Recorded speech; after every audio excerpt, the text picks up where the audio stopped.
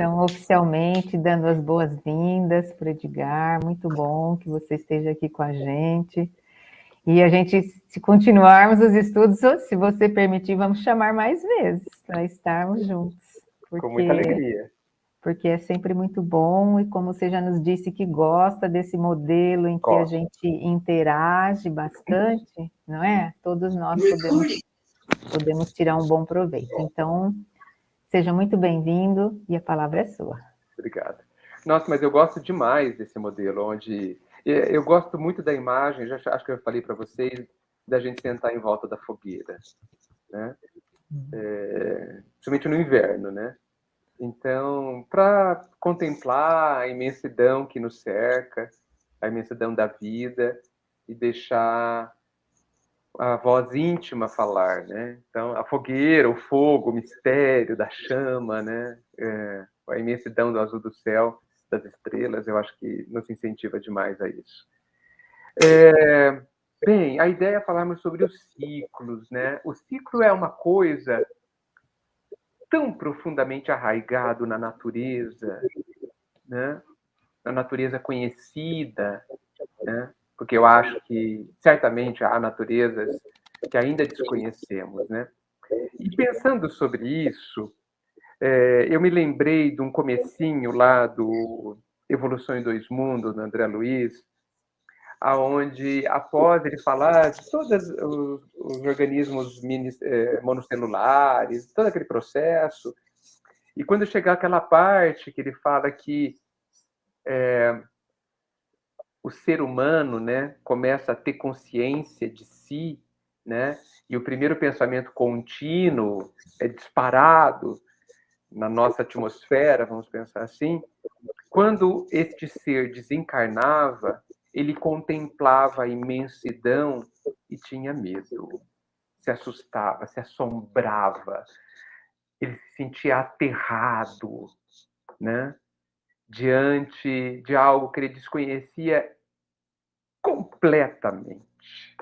Não que a gente deve conhecer 1 centímetro, né? Mas nenhum centímetro ele conhecia, ele ou nós, né? Conhecia. E de certa forma, nós estamos ainda assustados diante da imensidão de tudo. Por isso que é muito válido que a verdade seja revelada com muita graduação. É muito assustador a grandeza do Pai. Muito assustador. O amor que a gente já visualiza, a gente já percebe no Cristo, numa Alcione do Renúncia, numa Lívia, numa Célia dos 50 anos, já é, assim, assustador. Renúncia eu leio de 5 em 5 anos para me recuperar. É muita renúncia. Não, é muita renúncia. Então, E veja, nós temos tantos medos ainda, né? Isso que estamos encarnados, né? Ultra limitados pelo nosso corpo, né? Ultra abafados nas nossas potencialidades. E a natureza vem se mostrando, a gente vai percebendo a natureza conforme nosso horizonte se amplia e a gente se deslumbra. A imortalidade, me parece, um desses itens aterradores. Parece bom, é bom, a gente conclui que é bom, mas eu percebo uma certa, eu não sei se dificuldade apenas, ou uma certa resistência em a gente mergulhar neste conceito, tá? Analisando ou refletindo mais profundamente sobre as implicações da realidade da imortalidade. Não é nem de um conceito, né? Da realidade, né? Porque ele é profundamente consolador. É muito interessante, a gente vê em algumas mensagens de Emmanuel ou de Humberto de Campos, ele, às vezes, só citar que a imortalidade é a grande revolução da doutrina. É muito curioso quando ele, ao invés de ele citar tantas coisas, claro que eu sei que ele cita isso por conta da comunicação dos espíritos, né? Das tumbas que se abriram, mas para revelar a imortalidade, ele cita, né? A mim, me parecendo que indica como isso é essencial no nosso processo de ampliação de consciência, de como isso é profundamente importante e consolador para que a gente se console, né? Mas a gente parece que a gente olha para essa realidade com tanta cautela que beira o medo ou o pavor. Porque aceitar a imortalidade implica em ver com naturalidade a morte do corpo. Obrigatoriamente implica, e por consequência, o abrir e o fechar dos ciclos. Porque a nossa vida encarnada nada mais é do que um abrir e o fechar de ciclos. Que tem dentro dela milhões de ciclos. Né? A gente pode até dizer que cada acordar e dormir é um abrir e fechar de ciclos, porque a gente já sabe que dormir é praticamente desencarnar. Praticamente desencarnar. Por isso que, às vezes, é possível pensar que algumas pessoas têm dificuldade no adormecer. Há vários motivos, eu sei, mas um deles pode ser se entregar a isso.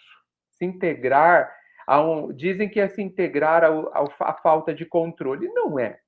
Talvez a falta de controle do ego, né, dessa consciência encarnada, mas revelando um outro ciclo para que a gente entre no ciclo da consciência desencarnada, que estranhamente é outra, né? Tudo ao nosso redor fala de ciclo. Tudo. Tudo. Absolutamente tudo. Nada é imóvel, nada permanece ao nosso redor dentro do ser encarnado. É assim, considerando o contexto do ser encarnado. Nada. O que já deveria nos levar a concluir da importância do ciclo.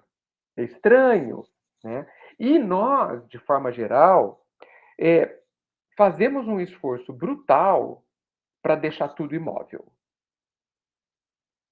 A gente não quer mudanças. A gente tem medo das mudanças.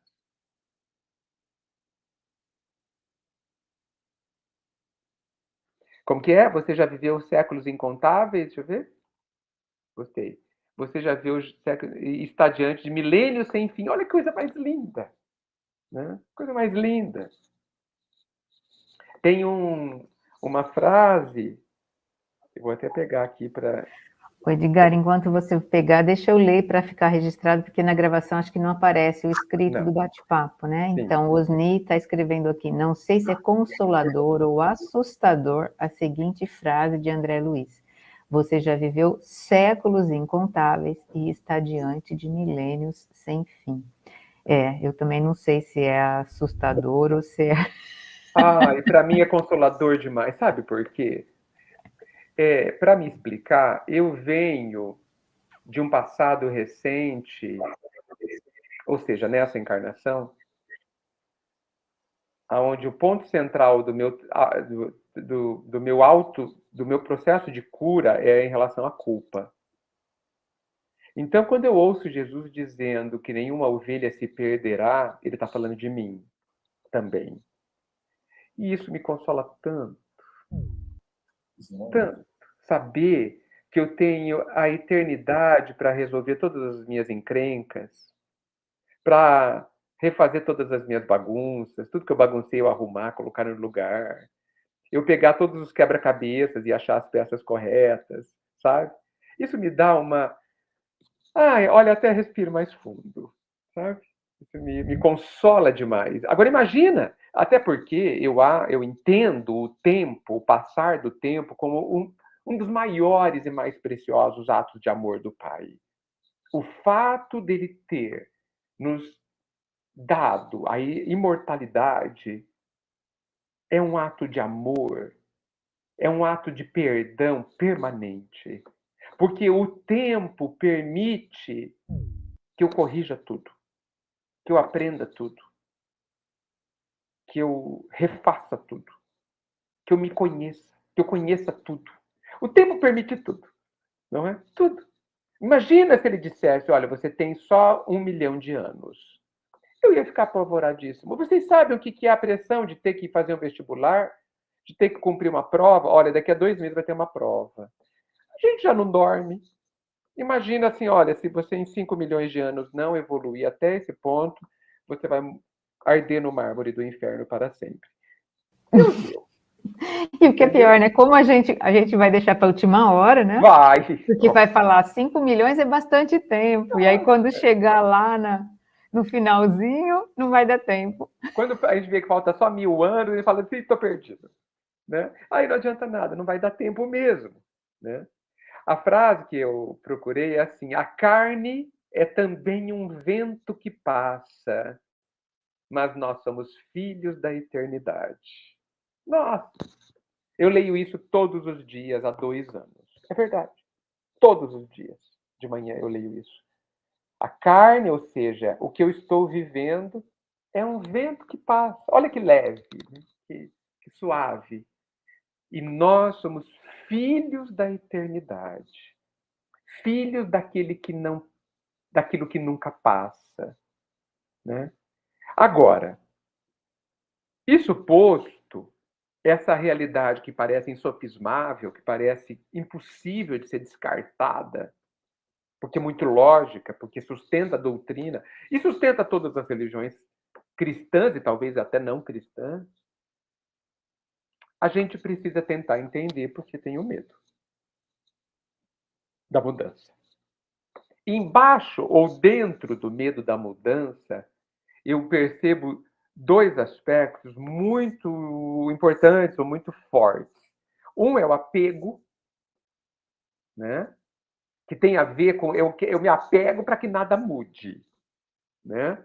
Eu me apego aqui, eu seguro na pedra para que a correnteza não me leve, tá certo? Eu estou imaginando um sapo, né, segurando na pedra lá, né, antes de encarnar como humano, para não deixar. Né, para a correnteza da vida não me levar, ou do mar não me levar. Né? A gente odeia imprevistos, né? E a gente odeia também, ou por consequência, o desconhecido. Por trás disso está o desespero de querer controlar, exatamente por conta do medo da mudança. Existe um pensador persa do século III chamado Rumi. Ele, para mim, ele me deu a chave do que é o medo e do como resolveu todos os medos patológicos. Não sei se eu estou exagerando. Ele diz assim: o medo é a não aceitação da incerteza. E a incerteza está dentro do imprevisto, está dentro do desconhecido, né? Gerando apego para que nada se altere. O medo é a não aceitação da incerteza. Até aí uma definição brilhante, que eu não consegui desfazer, e ele dá a solução. Se você aceita a incerteza, a sua vida se torna uma aventura. E eu lembrei da aventura que é a vida da criança. Que você fala para a criança de 5 anos, vamos sair para passear num lugar super surpresa? Vamos! E está dentro do carro. Fala para uma pessoa de 40 anos. Ela fala, mas onde é? O que você vai fazer comigo? Eu tenho que levar blusa? Eu tenho que levar celular, carteira? Quer dizer, 40 perguntas, um questionário, né, um formulário gigantesco de perguntas, senão ele não sai de casa. E vai com medo. Você vai fazer comigo? Você vai me embebedar? Vai me raptar? Qualquer coisa assim. A gente perdeu. Deixai vir as minhas criancinhas. Existe uma profundidade em tudo que Jesus diz. Não ousemos pensar que ele está apenas valorizando, ou tiro apenas, que ele está valorizando a inconsciência das crianças. Porque ele não quer ninguém inconsciente. Ele está valorizando outros aspectos que a criança tem que o adulto perde, né? Você não vê uma criança amarga, você vê uma criança triste. Amarga, desconheço, nunca vi. Mas você vê, na maioria, adultos amargos, né? Você vê uma criança pronta para a aventura. Alguém pode dizer que ela é inconsequente, mas eu posso dizer que ela confia. Hum? E nós, né? Parece que a Rosa Maria não está ouvindo. Como ela não está ouvindo, não adianta falar aqui, eu estou tentando falar com ela aqui Pelo chat. telefone para ver se se eu consigo ajudá-la. Tá certo. Obrigada. Então, gente, a gente não pode, como adulto e seres responsáveis, imaginar que a aventura sempre seja uma inconsequência. Acho que seria talvez um exagero da nossa parte, né? Acho que seria ruim a gente pensar isso. Então, eu gosto muito dessa definição. Aceitar a incerteza. Até porque, por que eu devo ter medo da incerteza? Ou melhor, por que eu devo ter medo? Do imprevisto, do futuro. Por que a gente tem que ter medo do futuro se eu sei como é a regra do jogo? O futuro que está sendo formado a cada instante por conta do presente é determinado pela lei da ação e reação, pelo a cada um segundo suas obras. Então, por que eu tenho medo? Por que eu tenho medo se eu sei como vai ser o futuro? Não sei nos detalhes, mas eu sei na essência como vai ser. Eu sei o teor. A Se ele gente vai quer ser positivo. controlar. A gente quer que o futuro seja na praia, né? Nas montanhas não me agrada, mesmo que ambos sejam bons.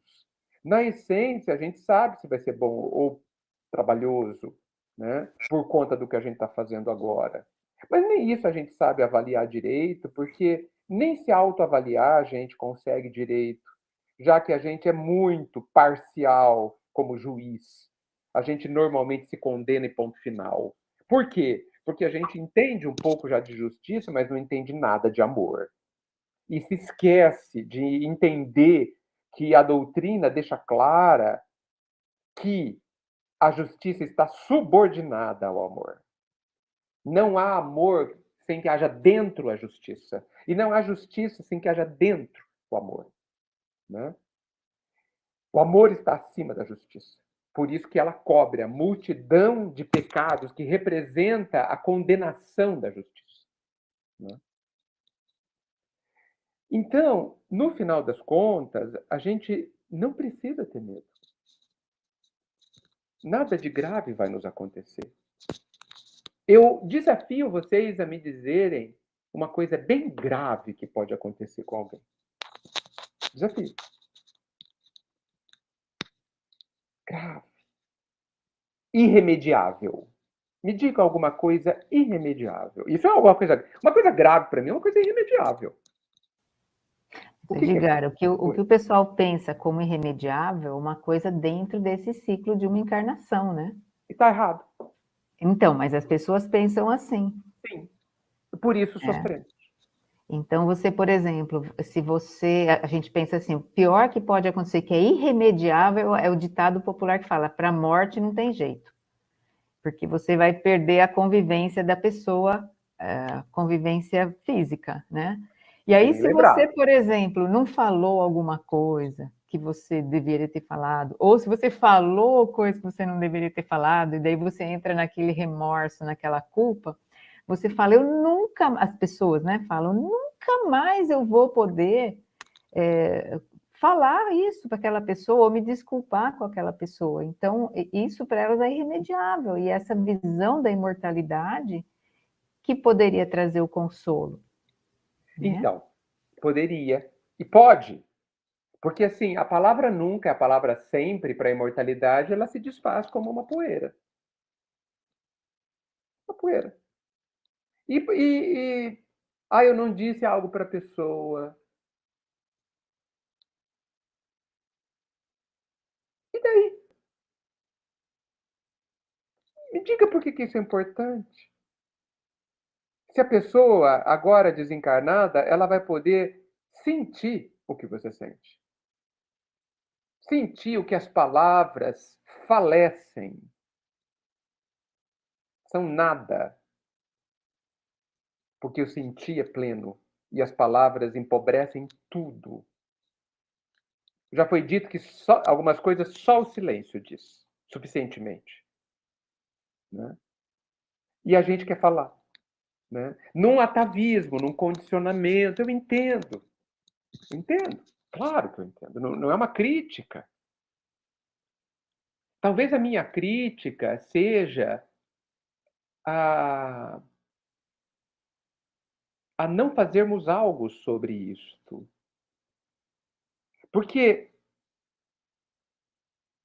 o que nós estamos fazendo para trazer a imortalidade, o conceito da imortalidade, para que ela se torne uma realidade na nossa vida encarnada? Porque tratar a morte como irremediável, até os materialistas fazem. O que a doutrina fez comigo, então, se não me ajudou nisso? Se eu não permiti que ela me ajudasse nisso? Né? É uma gente, uma das a gente precisa entender, e aí eu convido todos, o que no Consolador você é consolado? O que o Espiritismo, no que o Espiritismo te consola? Eu não estou falando no Cristo, hein? Porque no Cristo nós temos o catolicismo. O Cristo, o Cristo ponto, né? O Cristo somente. O, já é profundamente, o catolicismo já é profundamente consolador. Todas as doutrinas cristãs que têm a essência do Cristo são profundamente consoladoras. O Novo Testamento é profundamente consolador, ponto. Não precisa de religião nenhuma.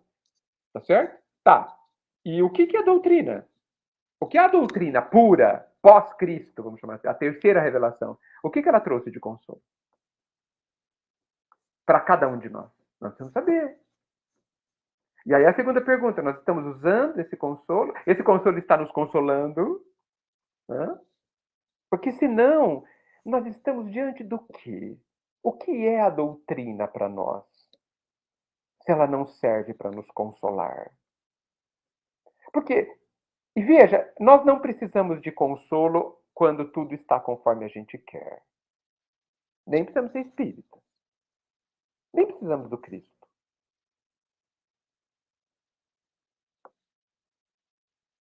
Porque é na hora do teste que a gente precisa de todas as ferramentas, de todas as lições. E isso não quer dizer que a gente vá passar. E não quer dizer que a gente precise passar. Olhe bem. Kardec, Nossa, Kardec é qualquer coisa mesmo. Conhece o espírito pelo esforço. Ah, ele foi tão generoso em dizer isso. Eu não preciso nem conseguir. Porque eu vou demorar tanto, às vezes, para conseguir ser melhor hoje do que ontem.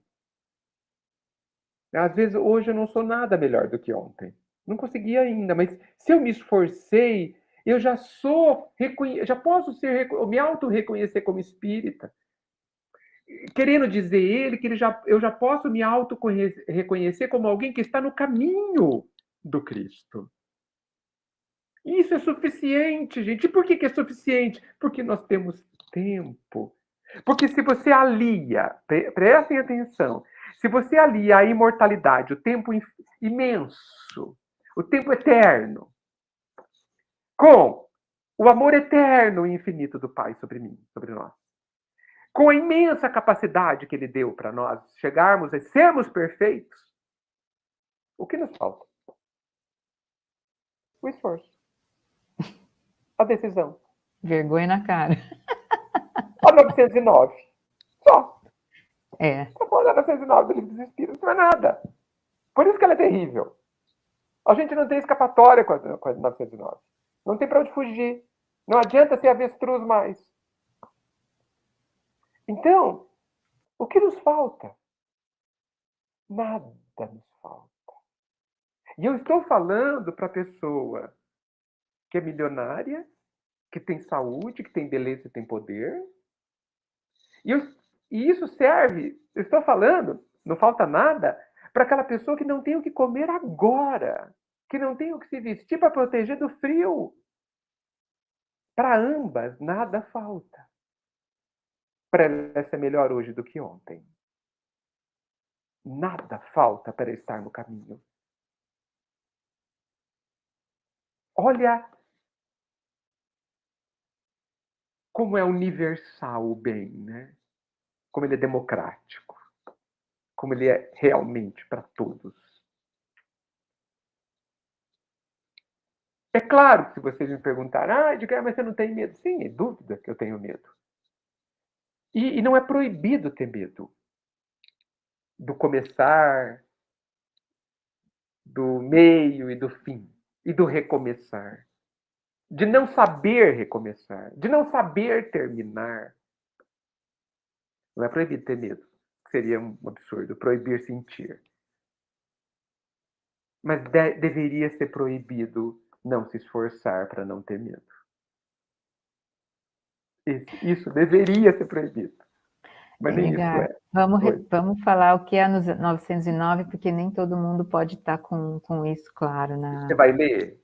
Posso ler aqui. Por favor, porque ela é irretocável. Né? E a gente está aqui falando, mas assim, é bom lembrar. Então, a 909... o que será que tem nessa caneca, hein? Água! Água! Achei que fosse um chá, um chazinho. Água. A pergunta 909 do Livro dos Espíritos, que diz assim, a pergunta é: poderia sempre o homem, pelos seus esforços, vencer as suas más inclinações? E a resposta é sim, e frequentemente fazendo esforços muito insignificantes. O que lhe falta é a vontade. Quão poucos dentre vós fazem esforços. Essa é a 909 que ele está falando aí, que é para dar um... Então, quando eu li, eu falei assim, essa pessoa que escreveu isso nunca reencarnou, nunca encarnou aqui na Terra para falar um absurdo.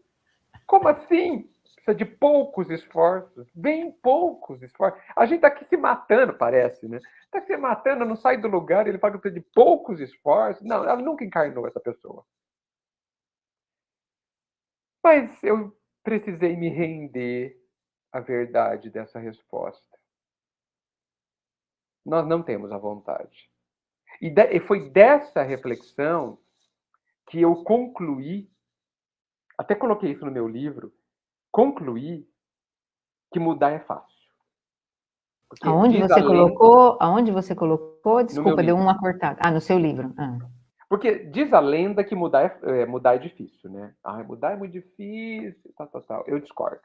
Essa resposta me fez discordar para sempre. Quando eu quero, mudar é facílimo. O difícil é o querer.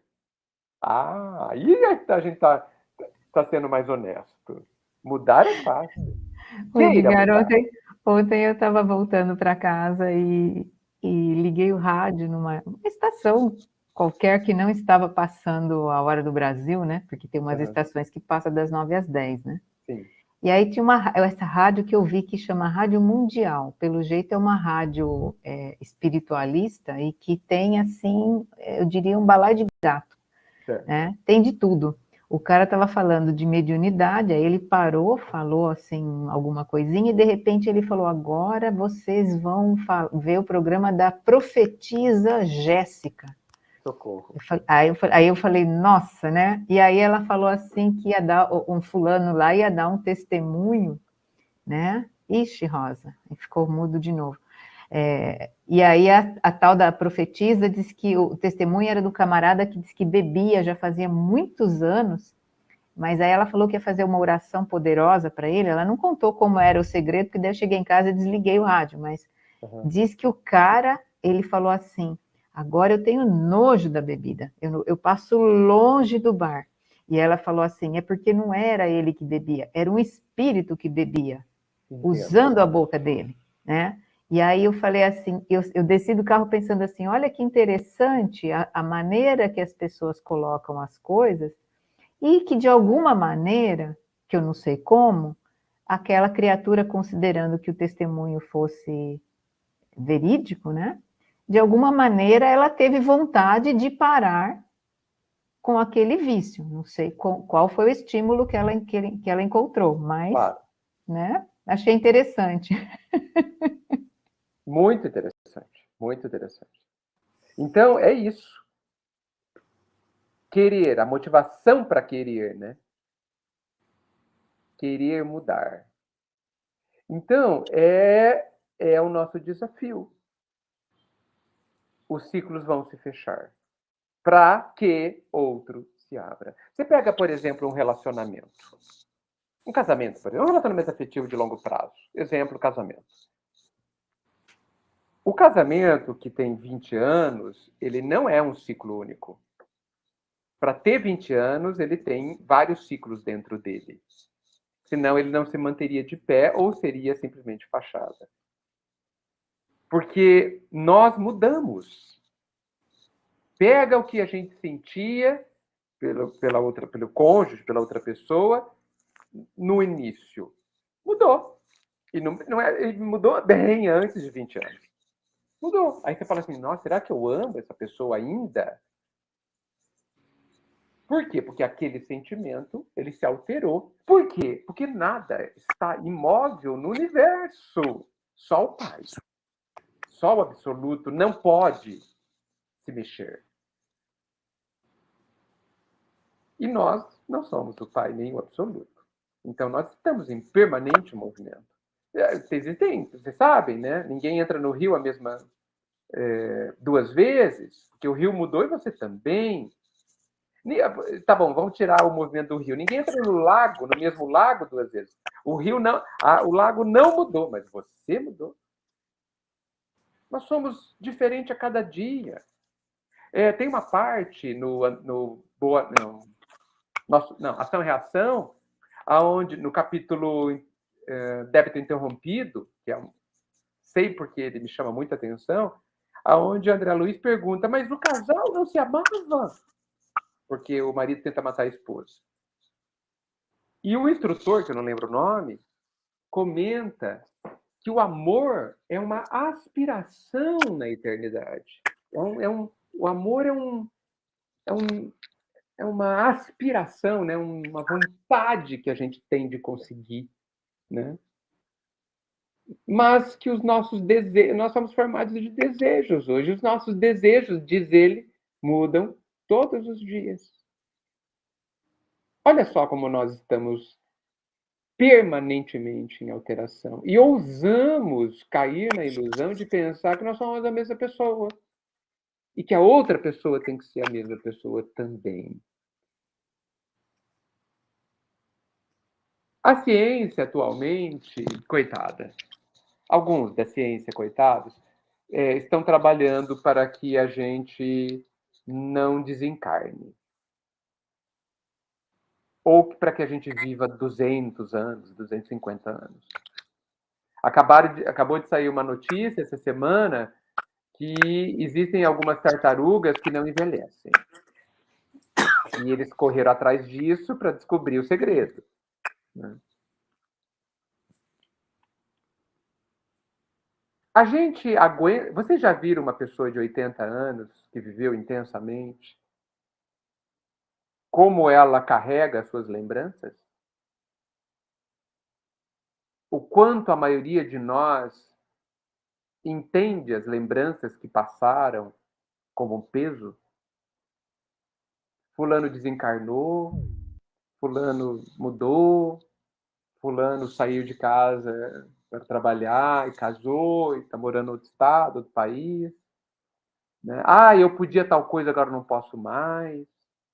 Né? Antigamente, no meu tempo, etc, etc.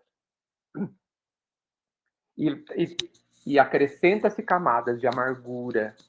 Né? Observem como os espíritos desencarnados pedem para encarnar. não é só para o esquecimento, não, viu, gente? É para esvaziar o balde. Porque o nosso balde vai enchendo. De onde saiu a ideia para desencarnar, para descansar? E se vocês observarem alguns livros, há um período mesmo de descanso para alguns espíritos, né? Principalmente os missionários, inclusive. Porque eles precisam redobrar forças, recobrar forças. Porque a gente precisa digerir o que a gente vive. E dá trabalho isso. Então, vivemos 120, 130 anos, mesmo que seja com um corpo saudável, com um corpo de 70, 60, a mente tem 120, 130 anos. Né? Essa personalidade está, desde que nasceu, né? Desde que reencarnou, absorvendo tudo aquilo, tentando metabolizar tudo aquilo. A nossa personalidade encarnada, ela é formada também pelo contexto, pelo ambiente, pelas pessoas, pelo que vive, pelas experiências, pelas vivências. E ela não deixa de ser uma prisão também. Porque tem um ditado fantástico, muito interessante, que diz assim: o rio é construtor do seu leito. Né? Porque o rio vai passando, ele vai construindo a vala onde ele está, né? Ele vai escavando, mas ele é escravo do próprio leito. Porque ele não pode sair do leito.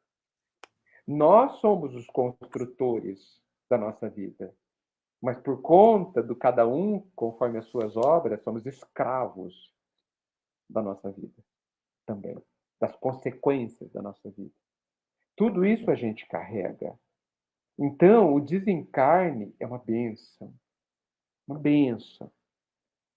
Porque ele esvazia o balde para ele ficar leve de novo. Ele faz furos do balde.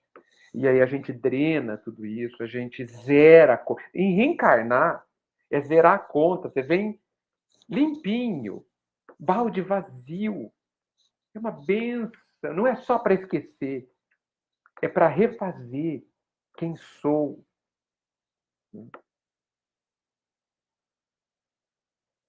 A Rosa está com problema no áudio. Estou vendo aqui que a internet dela, o sinal dela está ruim, né? Está perdido, inclusive, agora. Talvez ela saia e entrar de novo. Ela está tentando sair e entrar, né? Vamos ver se ela consegue. Sim. Bem, gente, falei bastante. A ideia que eu me preparei para colocar muitas cartas na mesa. Talvez a principal, né, depois de eu ter sustentado a ideia de que mudar é ótimo, que a gente deve agradecer pelo fechamento dos ciclos, que a gente termina uma relação porque a próxima pode ser excelente, muito melhor, vai nos trazer muito mais benefício, e encerrar ciclo não quer dizer perder coisa alguma. Não sei se vocês já pensaram, mas ninguém tira da gente o nosso passado. Nem Deus. O passado, ele fica congelado. Jamais ele se perde, nem se deteriora. Nada. O passado é nosso, é o nosso patrimônio. O que eu vivi naquele instante com aquela pessoa, ninguém me tira. Nem de mim, nem da pessoa. É meu. Nem Deus mexe. Por isso que as coisas precisam ir para esse tesouro chamado passado, que deve funcionar não para que a gente viva lá, mas como uma biblioteca, onde a gente consulta para aprender a viver o hoje, para nos fortalecer, para mostrar, para a gente sim fazer a única comparação válida, que é a comparação comigo mesmo, a única comparação digna de ser feita. Por isso que... Por que eu defendo que as mudanças são boas? porque elas renovam, porque elas abrem espaço a novas experiências, novas oportunidades, senão a gente nunca evoluiria. E também porque essa questão está debaixo do guarda-chuva do conceito que diz que tudo que acontece na vida de uma pessoa é a melhor coisa que poderia acontecer para ela. Tudo. Porque a vida é feita pelo Pai em nosso benefício, para o nosso desenvolvimento, para que a gente aprenda a ser feliz, a amar, que são sinônimos. Então, mudar é necessário. Eu acho que a dificuldade é justamente essa, né? Enxergar dessa maneira, né? A gente não quer, usando a 909, Roberta, a gente não quer. Eu ouço assim, mas eu queria uma família melhor. Ótimo querer. Mas a gente já aprendeu, ou pelo menos já ouviu dizer, que nós só vamos ter o que a gente construiu. Então, o que nós estamos aguardando para construir a família melhor que a gente vai ter amanhã? Precisa investir hoje, né? Cada um só terá segundo as suas obras. Eu não tenho um corpo sadio.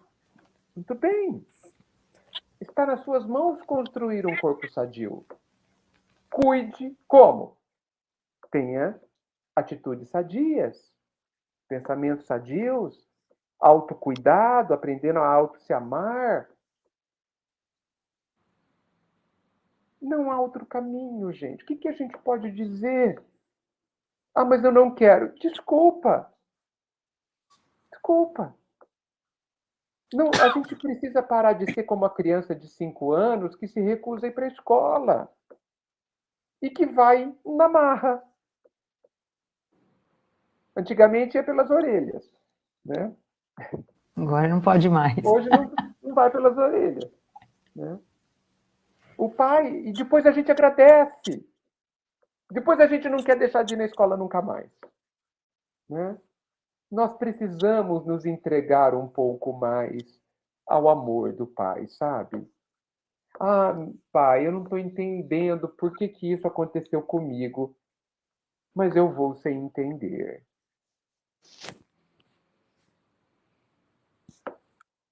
Senão eu não tenho confiança.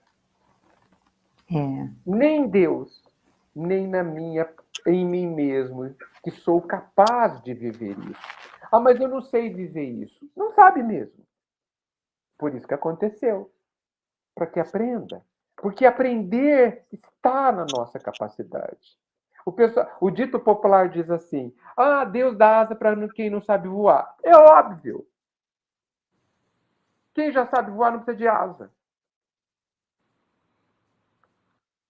E essa frase popular é uma reclamação, né? Olha, Deus dá aquele dinheiro, não sabe usar. Para que aprenda.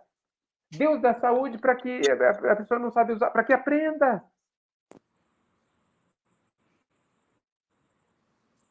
Não tem nada errado, gente.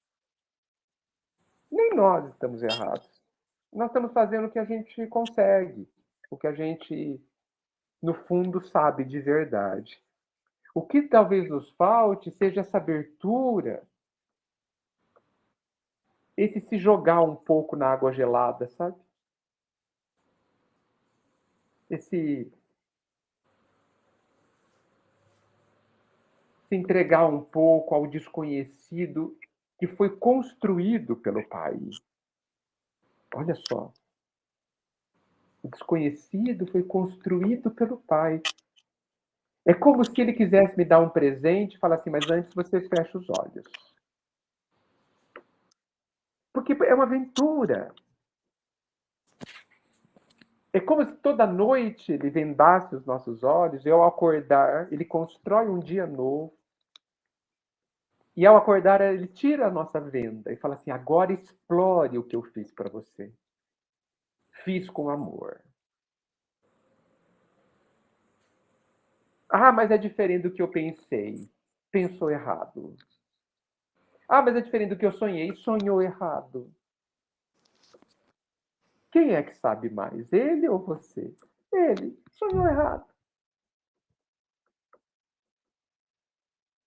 É um orgulho inominável a gente discordar do dia que a gente tem.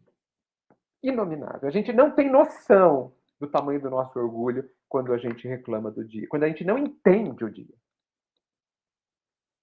A gente ora para o pai a hora que sai da cama, ai, que eu dei um dia bom. Ele responde, o seu dia será bom, eu garanto.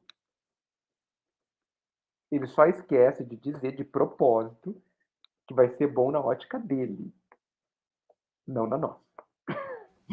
Edgar, eu acho que assim, a gente que dá uma de João sem braço, né, com Deus talvez, porque, por exemplo, aqueles de nós que participamos de reunião mediúnica, acho que aqui todos participamos, e aí vem aquele espírito que às vezes, vou pegar um caso simples, que não sabe, que não percebeu que desencarnou e que está lá hospitalizado, doente, falando assim que está com medo de não ficar bom, né, daquela doença não passar, e a gente fala assim para ele, não, você vai ficar bom, isso vai passar, né, e a gente sabe o que é que a gente está falando e a que nós estamos nos referindo, Sim. Mas ele não sabe, ele acredita dentro da ótica dele. Então, Sim. Acho que guardadas as devidas proporções é a mesma coisa, né? Acho que Deus está falando assim para nós, vai passar, tudo vai ficar bem. E a gente fala, tá bom, achando que é do nosso jeito, né? Esquecendo que a visão dele é diferente. Ele está com uma carta na manga que nós não vimos, né? Só que a diferença é que a gente sabe qual é essa carta. A gente está aprendendo, né? Isso, a gente tem se recusado a ver essa carta, né? Porque quando ele diz assim, quando a gente ora e fala, Pai, me cura.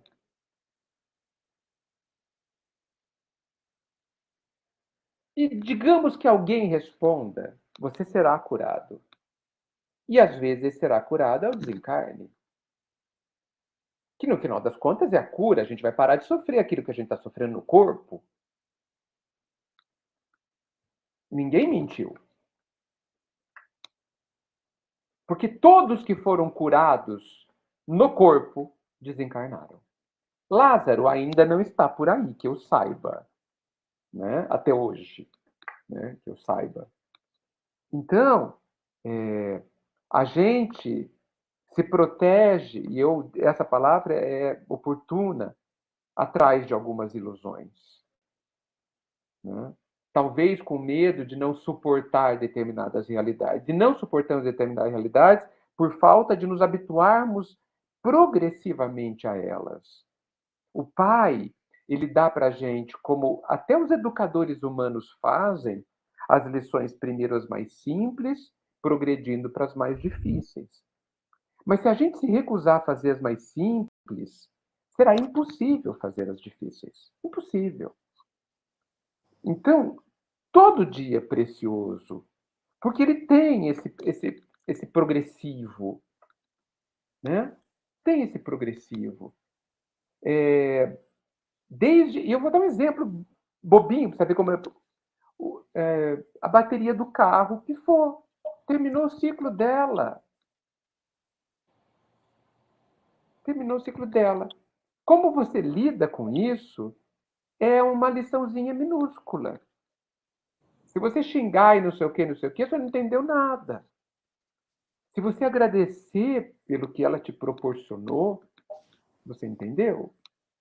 Puxa, que legal. Olha, durou o tempo que ela deveria durar. Durou 2 anos, por exemplo. Durou 2 anos. Que bom que ela não me deu problemas antes de 2 anos, né?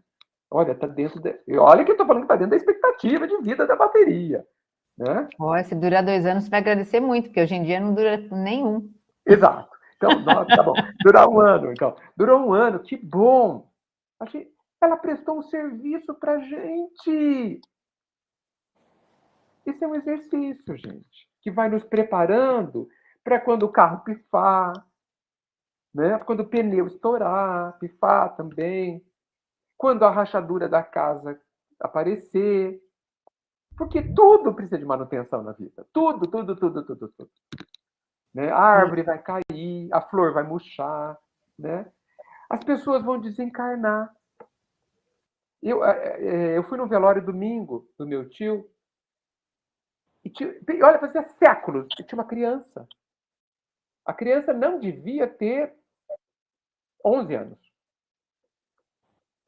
Eu verifiquei quem era a mãe. A senhora é mãe desse? Assim, parabéns por ter trazido o seu filho no velório.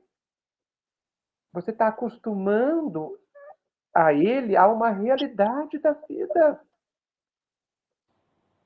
É um exercício pequeno. Ele não está entendendo o que está acontecendo, não é alguém nem ligado, que ele convivia, ou seja, não vai nem sofrer, né? Mas vai ver o respeito da mãe, vai ver ela talvez lacrimejando, agradecendo, cumprimentando, e vai ver aquele defunto.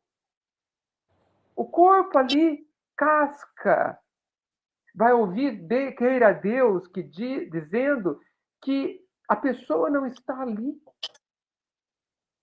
E que a gente deveria orar para que ele fosse bem ambientado onde está. Isso é divino, isso é um micro preparo. E nós gastamos, às vezes, 20, 60 anos de vida fugindo do preparo.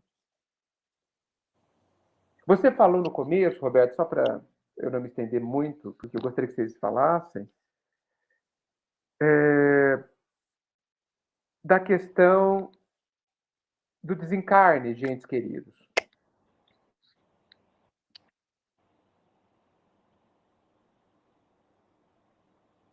Tudo tem função na vida, né? Tudo que acontece quer nos ensinar alguma coisa. A separação de corpos, às vezes a pessoa foi morar no Japão. Não precisa nem desencarnar. Vai morar no Japão. Pronto, rompeu a convivência. A pessoa não está mais presente. A gente se ilude achando que, mas pelo menos está no Japão, qualquer coisa eu vou lá, ligo pelo celular hoje em dia. Tá, saiu da sua convivência. Saiu do seu dia a dia. É quase uma morte. Porque morrer é sair dos seus papéis. Tem uma controvérsia por aí que tem morrer e desencarnar. Eu gosto de pensar assim, desencarnar é fácil. O corpo falar, não entra mais aqui, que não te cabe. Tá? Isso não te pertence mais e o espírito não entra mais no corpo, está desencarnado. Morrer, então desencarnar é fácil. Morrer é muito difícil. Porque para morrer você tem que sair dos seus papéis. Então eu não sou mais filho, eu não estou mais na função de filho, na função de pai, de mãe, de empresário, de funcionário, de cidadão. Eu não tenho mais função nenhuma nesse mundo. E isso, para muitos de nós que não nos preparamos, é insuportável.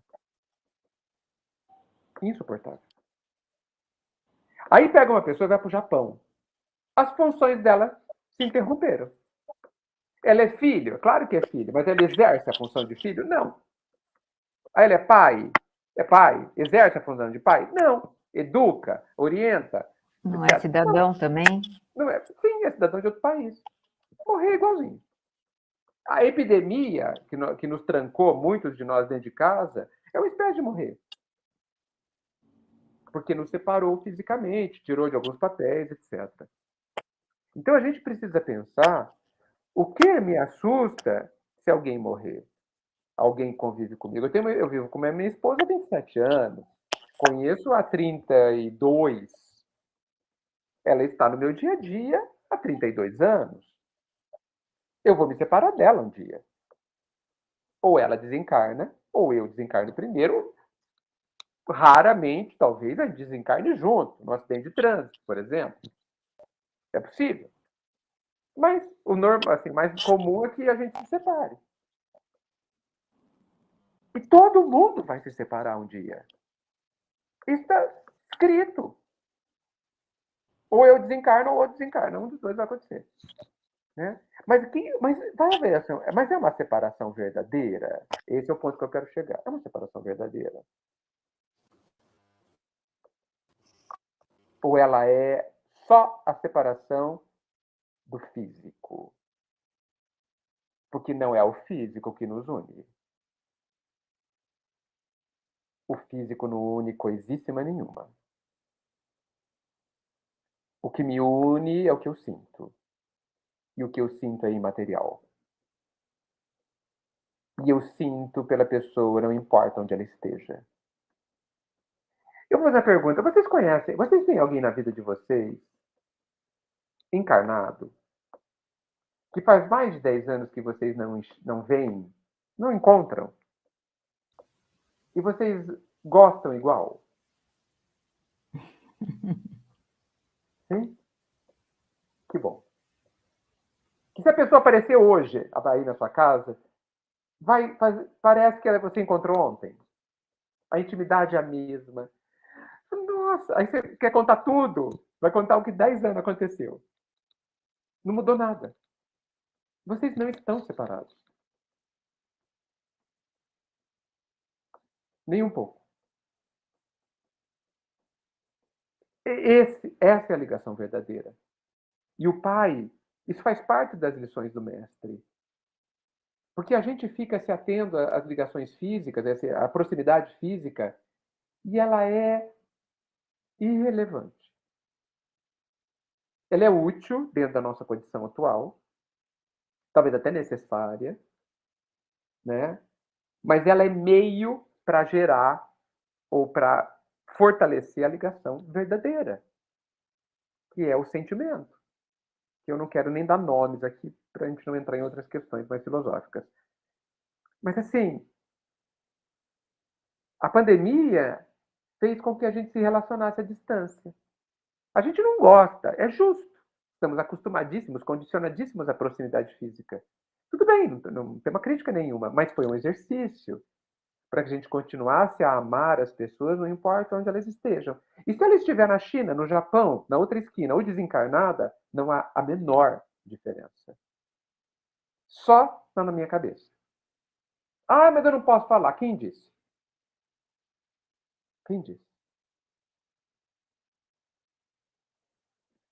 Então, são construções que a gente fez, que a sociedade alimenta, e que nos fazem sofrer. A doutrina espírita, que é uma nova forma de pensar e uma nova forma de viver, vem propor algo que nos faça sofrer menos. A grande pergunta é: você quer sofrer menos? Você quer nem sofrer? Então, honestamente, sem ilusões, siga a doutrina e o Cristo. Não há outro caminho. Não há separações verdadeiras. Só temporárias. Físicas. Físicas. Não, nem temporárias existem, Roberta, dentro da minha ótica. Eu estou ligado pelo sentimento permanentemente com a pessoa fisicamente perto ou não. Não há ligações, separações temporárias. Ah, mas eu não falo com a pessoa. Talvez você não fale enquanto encarnado, durante o dia, mas se você gosta mesmo dessa pessoa, o que te impede de, na emancipação do sono, você não estar livre para encontrar com a pessoa? O que te impede? Ah, mas eu não me lembro. E daí? E daí? Não lembrar não quer dizer que não aconteceu. Quem já fez endoscopia sabe disso. Não é? Eu nunca fiz endoscopia, mas levei minha sogra, Marisa, minha Mas é esposa. verdade. Tá? Eu já fiz, é verdade. Né? Eu já acompanhei. A pessoa fala um monte de coisa, vive um monte de coisa, te obedece, entra no carro, sai do carro, tal, e fala que não viveu nada daquilo. Falei, tá bom. Eu sei que viveu. É verdade. Tá? Então, cuidado, viu, gente? Eu acho que o Dormonide, na verdade, esse é o medicamento, né? O Dormonide, que dão lá pra gente, ele veio abrir uma discussão filosófica sobre a memória, que a gente tem tanta memória. Os estudos, inclusive, dizem que várias das nossas memórias não ocorreram. São construções nossas, que a gente começa a acreditar que ocorreram. Então, a nossa memória, ela engana bem. Tanto que a justiça, se aprimorando cada vez mais, está deixando de aceitar o testemunho por reconhecimento facial. Então, não, ele que me roubou. Isso não está sendo cada vez menos aceito. Porque Não, mas eu juro que foi ele. A memória nos trai. Tem estudos científicos sobre isso. Então, cuidado, viu, gente? A gente dá tanta importância ao fato da gente não se lembrar dos sonhos. Isso deve, e eu acho que é assim, para nos impulsionar na questão do autoconhecimento. O que você está sentindo? Está melhor? Então aconteceu alguma coisa. Agora, de novo, tentando parar de falar, estou falando demais.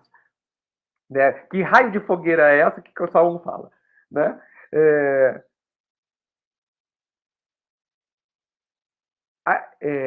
Eu estou com saudade da pessoa. Justo. Natural. Mas que espécie de saudade você está cultivando? A saudade doentia? Pronto, vamos lá. Então, a pessoa está perto. Isso. Não, a pessoa está longe. Que espécie de saudade a gente vai cultivar, gente? Para mim, existem 2 tipos de saudades. E eu gosto de comparar a saudade, isso não é meu, eu li em algum lugar. Tem aquela saudade que é aquela tempestade, aquela chuva fortíssima de vento com muita água que arrasa o seu jardim. Arranca tudo, espetala todas as folhas, arranca todas as pétalas, machuca o solo. Essa não é uma saudade boa, porque ela destrói. Aí tem a saudade que é a chuva mansa no solo seco. Aquela chuva de leve, que cai de manso, com aquele vento calmo, que tira a sede deste solo e dessas plantas. Esta é a saudade que a gente merece. E você vai ter a saudade que escolher. Tem gente que adora a saudade que destrói. Adora. E nós temos aquilo que a gente deseja e constrói com a mente. Então está nas nossas mãos. E aí agora eu ouço pessoas, não, mas eu não consigo. Você não quer conseguir. Porque se você se esforçar pelo tempo necessário, você vai conseguir.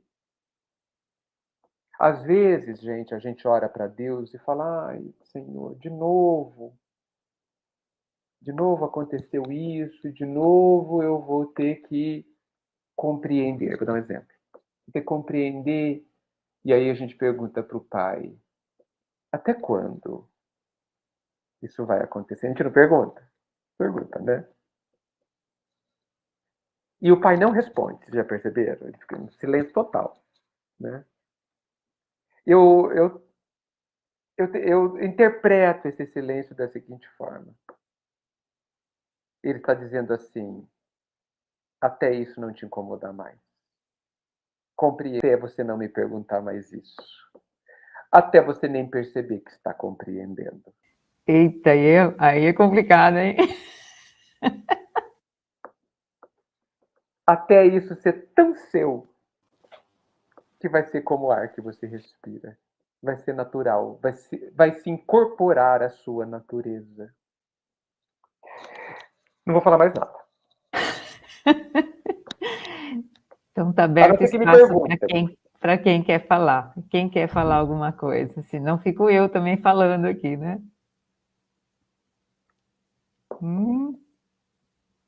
Falei alguma besteira? Gente, vocês discordam? Fala, Evandro. O Evandro vai falar. Liga o microfone.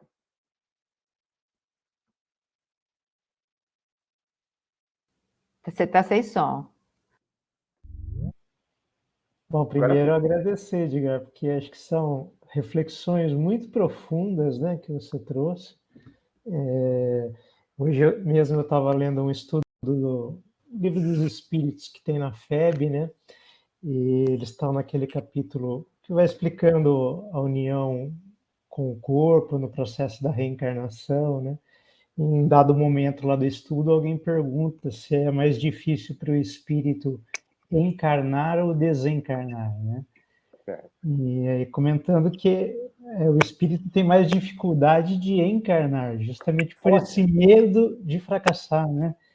E eu tenho pensado muito nisso, né? Porque mesmo apesar de a gente ter o Evangelho de Jesus, a gente ter a doutrina espírita, a gente ter tanto conhecimento, né, à nossa disposição, como ainda é difícil a gente introjetar e viver isso, né? Principalmente no momento em que o ciclo para nós não é tão confortável, né? O ciclo da vida é um ciclo doloroso, né? Em que sentido, Evandro? Oi? Em que sentido o ciclo é doloroso? Quando a gente está passando por problemas, dificuldades, expiações ou provações, onde a vida nos convoca, na verdade, a um real crescimento, né? Não ficar só na teoria, né? Mas a testemunhar mesmo, se a gente aprendeu ou não. Sim. E eu vejo nas suas colocações como a gente, mesmo com a teoria, ainda para a gente é difícil, né? Como a gente ainda se pega patinando nesses momentos, nesses ciclos. A gente precisa conversar muito sobre isso que você disse, sabe, Evandro? Dentro das casas espíritas. Eu vejo a maioria de nós, espíritas, numa imagem muito triste, que é, você imagina um banquete digno dos reis, aquela mesa assim, e nós do lado dela, morrendo de fome e se recusando a se servir. Essa, para mim, é a imagem triste de todos nós, espíritas, eu incluído, é claro, né? Quando a gente se aproxima do banquete da doutrina, do Cristo, e não fica feliz, e não descobre a felicidade. É um contrassenso, se a gente pensar. Já foi dito que o Espiritismo é a mais elevada expressão da verdade sobre a vida, sobre a Terra. E nós temos a honra de tomarmos conhecimento disso, de nos aproximarmos, de lidarmos com isso todos os instantes, todos os dias, todas as semanas. Como a gente ainda é infeliz. Se eu tenho a poção mágica para ser feliz. O que a gente está se recusando a perceber? Porque eu não posso colocar de outra forma.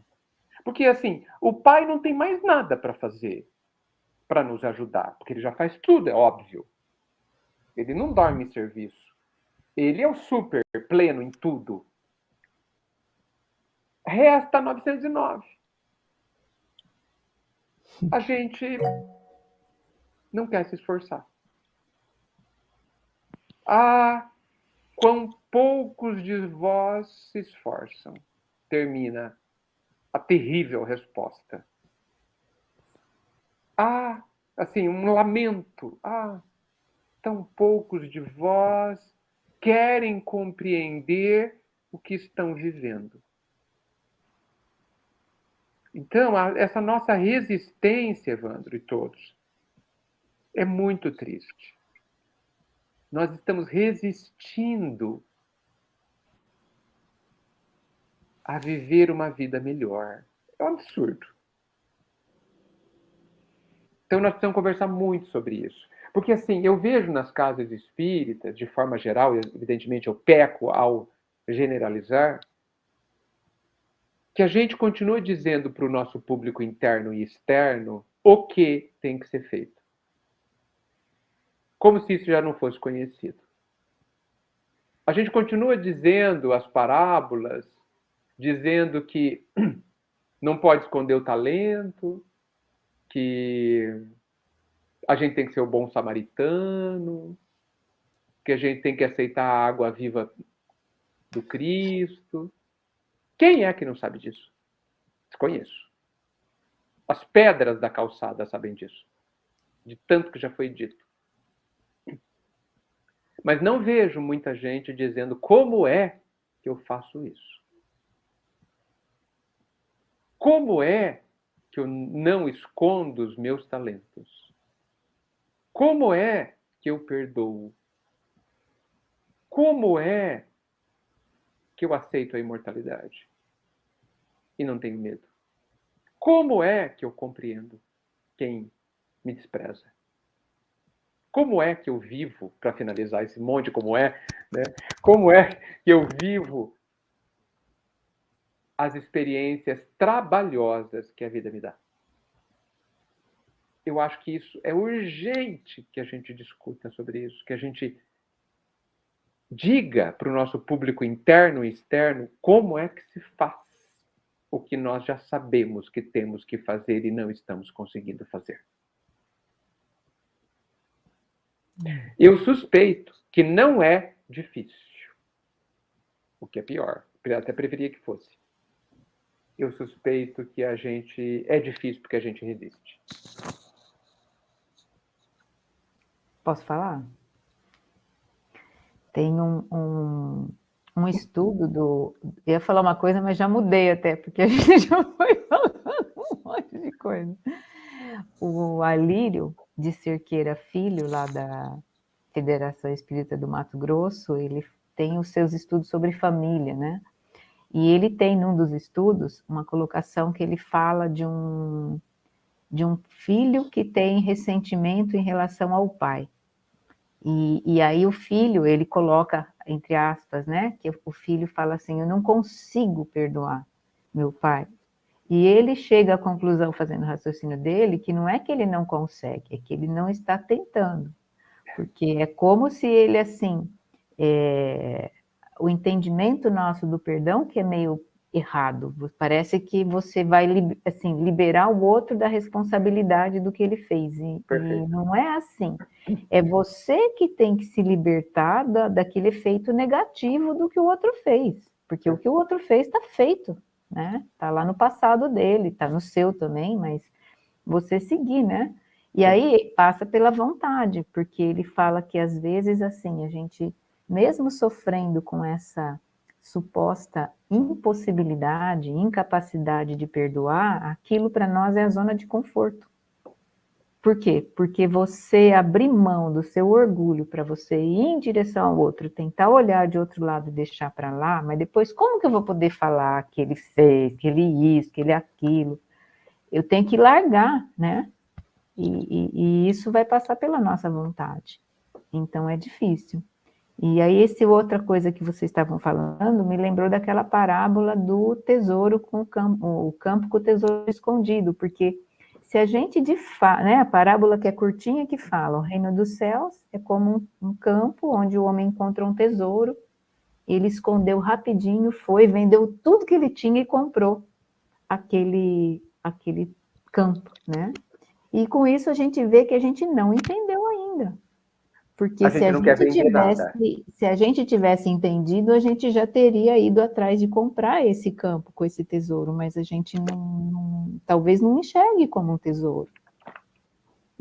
Eu acho que a gente enxerga, Roberta, a gente não quer vender tudo. Também. A gente quer tudo. A gente quer a Deus e a Mamon. A gente quer o César e o Cristo. E o Pai. Não quero vender nada. Qual ainda que eu vou vender e ficar sem nada? Imagina. Não dá para ganhar o campo e ficar com tudo ainda, né? Opa! Você sabe que é muito interessante o que você disse, a primeira parte. A segunda, você me fez lembrar faz tempo que eu não lembro dessa parábola. Eu te agradeço por ter lembrado, até anotei aqui. Na primeira parte da sua fala, Kardec já nos alertou, mas talvez tenha passado despercebido para a gente ou a gente tenha esquecido. O orgulho e o egoísmo, eles são muito capciosos. É muito pobre da nossa parte pensar que o orgulho e o egoísmo se referem à prepotência e ao apego material. É raso, não é só isso. Está longe de ser só isso. Parece que nós somos uma esponja e essa esponja está encharcada de orgulho e egoísmo, fazendo parte do nosso sangue, numa imagem que eu estou fazendo aqui para dizer que nós estamos encharcados disso, não está localizado no braço direito. quase está impregnado em nós, a tal ponto de nós não conseguirmos identificá-lo com clareza, longe de identificar com clareza. Então, quando você diz na análise que o não perdoar é também parte do orgulho, é esse, puxa, eu nem tinha percebido, exato, ele está impregnado dentro de nós a ponto da gente não perceber. E aí nasce e reforça-se a necessidade do autoconhecimento. Isso é se autoconhecer.